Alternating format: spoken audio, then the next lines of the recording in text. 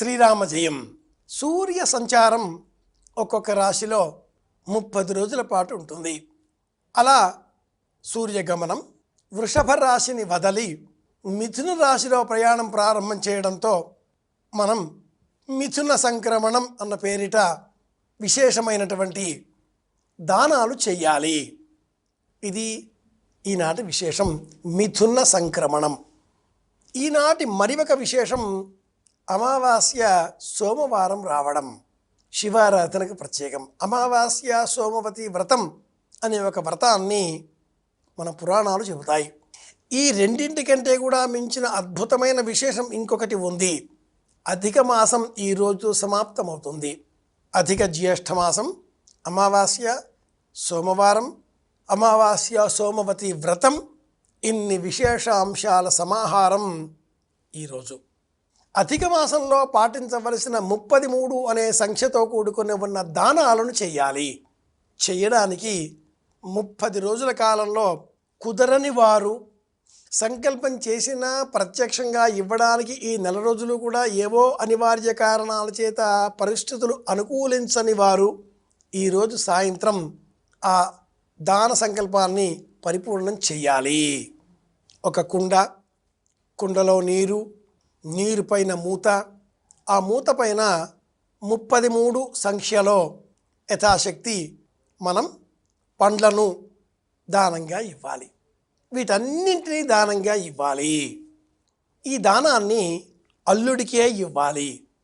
అల్లుడితో పాటుగా ఇతరులకు, బ్రాహ్మణులకు, పండితులకు, అర్హత గలవారికి కూడా ఇవ్వాలి. తెలంగాణలో వడిబియ్యము అనే ఒక సంస్కృతి ఉంది.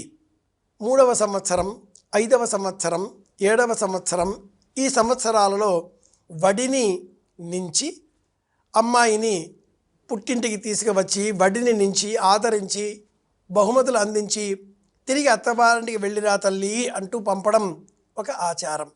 దాన్నే వడిబియ్యం పోయడం అంటూ ఉంటారు.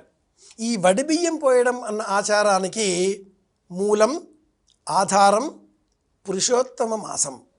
2.5 సంవత్సర కాలానికి పురుషోత్తమ మాసం ఏర్పడుతుంది. 5 ఏళ్లకు రెండవసారి, మళ్ళీ 7 సంవత్సరాల అనంతరం, మళ్ళీ 9 సంవత్సరాల అనంతరం సాక్షాత్తు లక్ష్మీనారాయణుడిగా అల్లుడు, కుమార్తె ఇరువురిని ఇంటికి రప్పించి 33 సంఖ్యతో అరిసెలు వారికి అందించి వడిబియ్యం పోయడం అంటే ఆ చీర కొంగులో పచ్చని పసుపు బియ్యము, గాజులు, బొమ్మ, రవికె బట్టలు, పసుపు, కుంకుమ, పండ్లు. అమ్మాయి అలా ఒడి నిండా బియ్యం కట్టుకుంటే గర్భవతిగా మళ్ళీ ఇంటికి వస్తుంది. సంతానవతిగా, వంశాభివృద్ధికరంగా 2 కుటుంబాలకు కీర్తి కలిగించే విధంగా ఆ ఇంటికి, ఈ ఇంటికి, ఉభయ కుటుంబాలకు లక్ష్మీప్రదంగా జీవితాన్ని గడుపుతుంది, అందరికీ ఆనందాన్ని ఇస్తుంది అనే సంకల్పంతో మహిళలను ఆదరించాలి.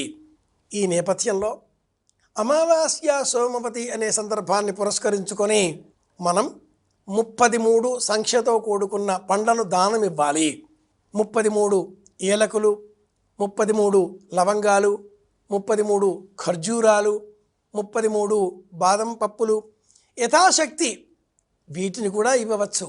ఒక్క అరిసెలు మాత్రమే అని కాకుండా ప్రజాపతి, వషట్కారుడు, అష్టవసువులు, ఏకాదశ రుద్రులు, 12 ఆదిత్యులు వెరసి ఈ 5గురు కలిసి 33 సంఖ్యలో దేవతలు.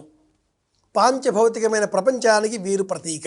ఈ రోజుతో అధిక మాసం పూర్తి అవుతుంది కనుక దాన సంకల్పం చేద్దాం, దానాన్ని ప్రత్యక్షంగా అందిద్దాం, అందరి క్షేమాన్ని కోరుదాం. మళ్ళీ కలుసుకుందాం. శ్రీరామ జయం.